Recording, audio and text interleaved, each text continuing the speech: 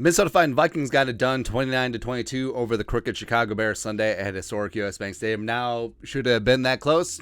Probably not, but we'll want to go through the snap counts, see if there's any trends, who's getting involved on offense and defense as well as special teams. Snap that all on the floor.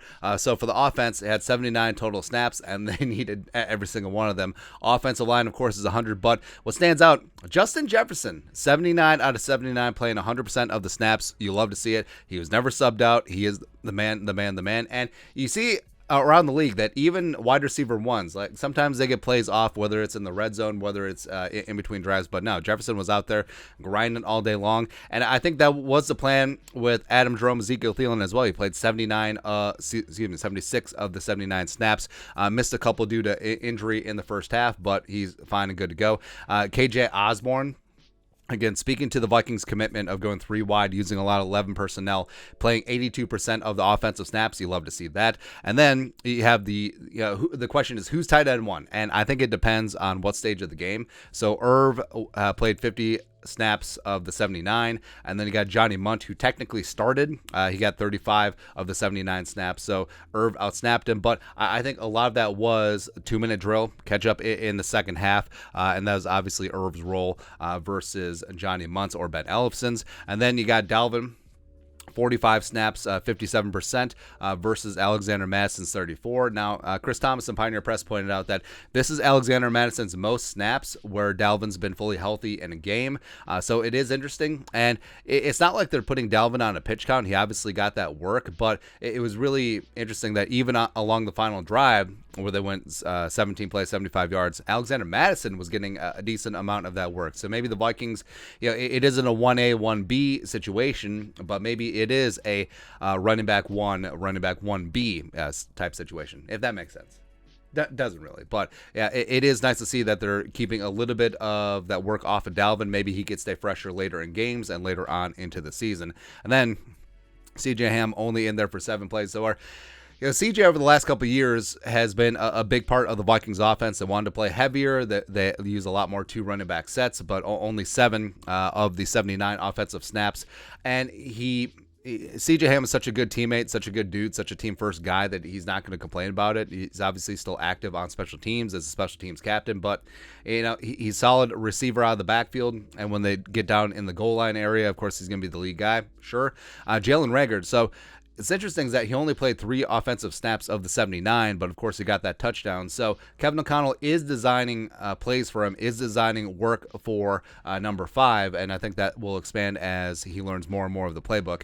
And then you got Oli Udoh down there on the goal line and playing tight end as a 6th offensive lineman on the first Dalvin Cook touchdown.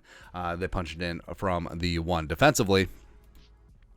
So you had 50 total snaps. So you got Kendricks, Patrick Peterson, Cam Beasley, Dantzler, and Harrison Smith playing all 100%. And this is typical where you have your base 4 secondary players, as well as if you have a 3-down linebacker off ball like you have with Eric Kendricks, they're going to be out there at every single snap.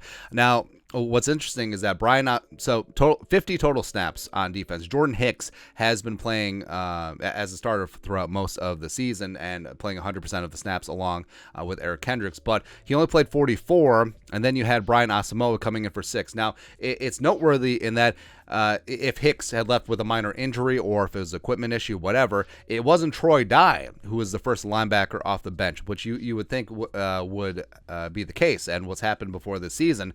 But it was Brian Asamoah getting those 6 leftover snaps. Now, I don't know if that was specifically game plan. I think that it could have been, given Asamoah's mobility versus Justin Fields. I think that may have been part of it, where Asamoah was a designated quarterback spy on a handful of plays, but it's good to see. Asamoah has obviously been great playing special teams, played 13 of the 23 on special teams yesterday. And Asamoah, he's heat-seeking missile. He's got speed. He's got energy. And the Vikings defense has needed that at times. So it's something to keep an eye on as the pride of Oklahoma. Well, or maybe Asamoah just pissed off the way that the Red River shootout went down. Rivalry? Yeah. Oh, it's Red River rivalry now. Yeah. Oklahoma got lambasted by Texas, man. Woo!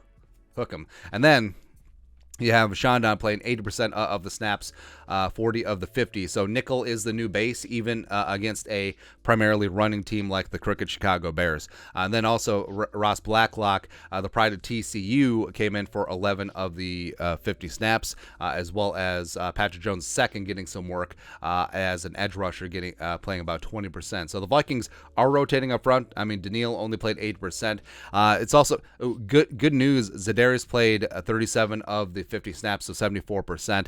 Now, it had been concerning that the knee was maybe prohibited him to playing a lot in the second half against the Saints, but he didn't have an injury designation last week in practice coming out of Friday, and the fact that he played his normal amount of snaps is really good news for the Vikings. So hopefully that knee isn't going to be a problem going forward. And then defensively, couple of debut guys. Well, Ty Chandler in his second game active played 9 special team snaps, broke his thumb, but it sounds like they're going to try and outfit him with a cast and have him active play special teams. Obviously, that would inhibit his role as a running back, but as a special teamer, you like to see that toughness as well as just getting out there and putting the team first. And then Diamond Dan Jacena, first game active, replacing Jalen Speedy Naylor, who went down with a hamstring injury during practice this week. Dan Jacena back doing Dan Jacena things. And also, he's not only is he fast, but he learned how to tackle. So we got that going for us, which is nice. And also Nick Muse, your company's computer guy, NFL debut, played 6 special team snaps as well. But that's it. That's taking a look at the Viking snap counts in the 29-22 win over the Crooked Chicago Bears Week 5 at historic US Bank Stadium. Let us know your thoughts and our thoughts in the comment section below. Subscribe for daily Vikings takes. Want to support the work? Put a little something in the Venmo. But till next time, Skol, production value.